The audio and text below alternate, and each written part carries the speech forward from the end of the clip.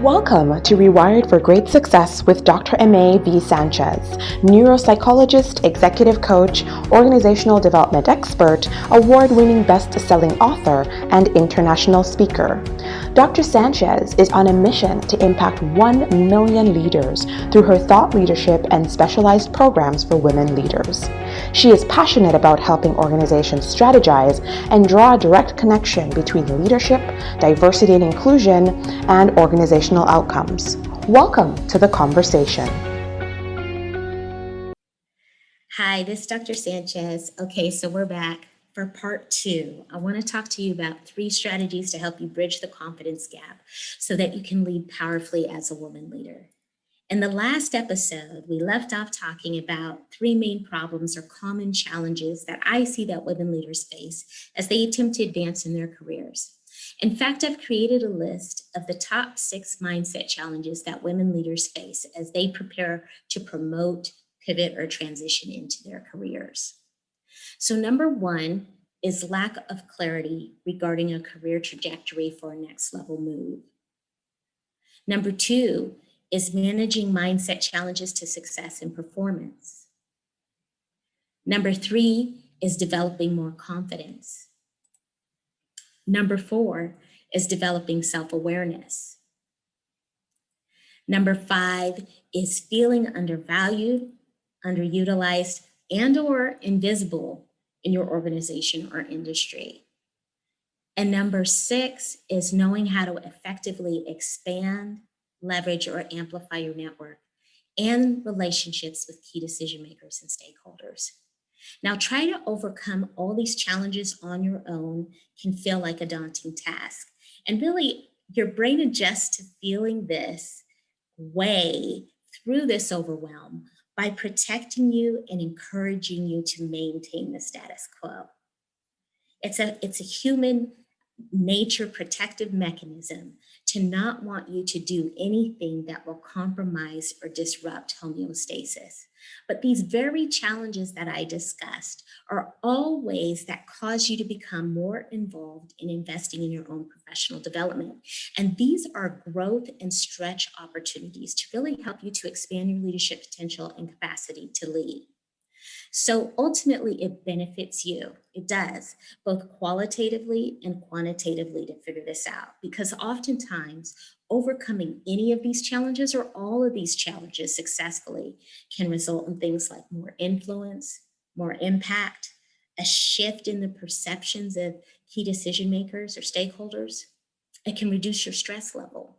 It can lead to a promotion, a successful pivot or transition. You can make more money or even gain more responsibility. It can result in happiness and life fulfillment, more meaning in your work, and professional alignment. So today I want to talk about how you can work to overcome these challenges. You know, it's obviously a lot more complicated than what I can give you in the time that we have here today, but let's talk about 3 strategies that you can use today to really help you to kind of bridge that confidence gap so that you can feel more confident as you lead and more powerful. Remember in the last episode, we talked about Amanda, a client of mine who'd been passed over for promotion 4 times in an 8-year period? Well, we used these same strategies to help her to get to the core of the beliefs that were working against her in her career. So I just want to talk a little bit about those. So number 1, we helped her change her internal script. You know, one key influence that women can control is that inner critic, that inner voice that you choose to listen to. We all have it.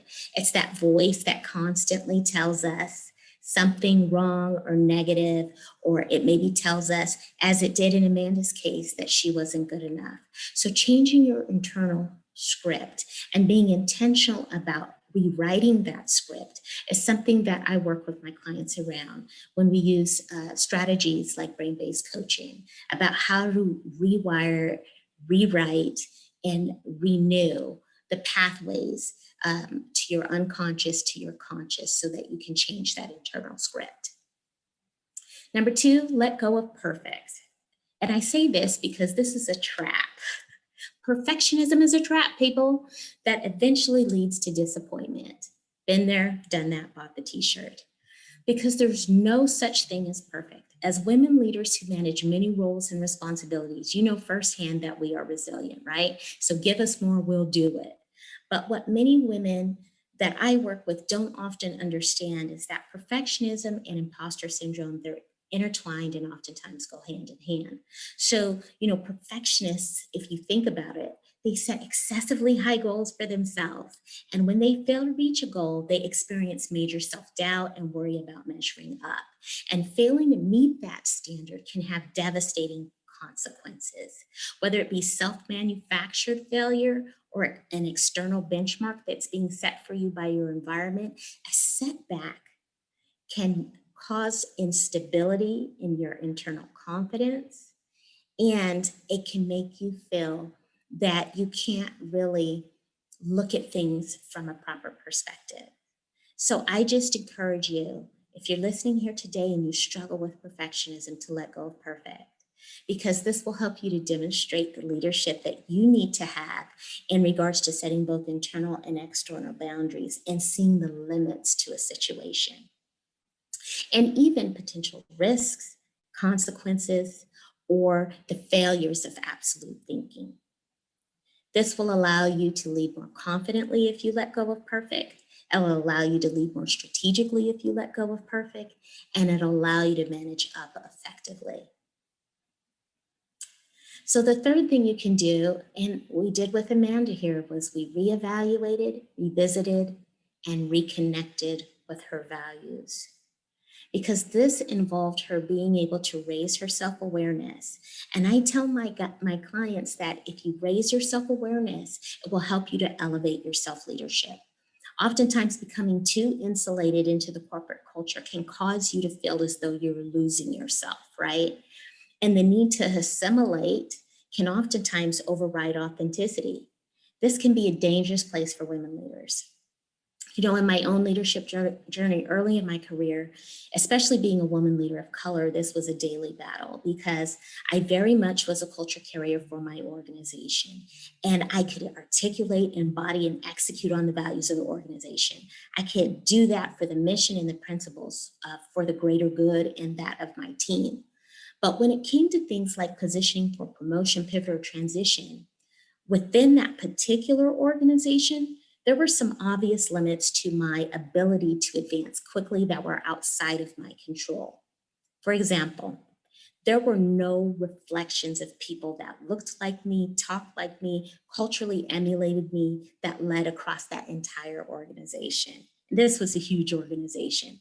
And what this signaled to me was that if a career ascension was going to happen, that I would have to be the first, or I would have to pivot to an opportunity that would embrace my authenticity and uniqueness now. Now, this can oftentimes be a very similar dilemma for women that work within an organization that are feeling like they're stuck in a fixed model of leadership that doesn't really allow for diversity, inclusion, or otherwise. And sometimes the benefit of recognizing this early in your career is that you can cultivate relationships with identified collaborative partners so that you can advocate for yourself more effectively within your promotional campaign through the efforts of others. And this will allow you to also effectively leverage your networks at the right time. In Amanda's case, my client that I talked about previously, she had made a point to receive feedback from her boss about why she had been passed over. And really, it wasn't what she expected to hear, but it was needed information. And what it did was it told us what we needed to do next to be able to help her to powerfully position for promotion in that organization. So we'll talk more about what happened with Amanda in the next episode. So I want you to stay tuned. But that is the end of today's episode. We're going to put a pin in it right here. We covered a lot here today, but I want to ask you, what did you get out of today's episode about how you can lead more confidently? Because I'd love to see your comments and feedback on this episode. And As always, we've come to the end of our time here, but it's been a great pleasure to speak with you. I hope that this episode has brought value to you. And if you are in need of assistance with gaining the clarity and confidence to help you navigate through your professional challenges, then I encourage you to book in a consult with me and my team, because I use powerful tools, techniques, leadership, and executive coaching strategies to really help you to unlock your career potential right now so that you can make the biggest impact. So I look forward to talking to you in the future, and I hope you watch the next episode where we'll be able to tell you what it is that Amanda did next after she received that feedback from her superior. So I look forward to seeing you again. My name is Dr. Sanchez. Take care. Bye-bye. Thank you for joining the conversation. Remember to subscribe, share, and join us next time.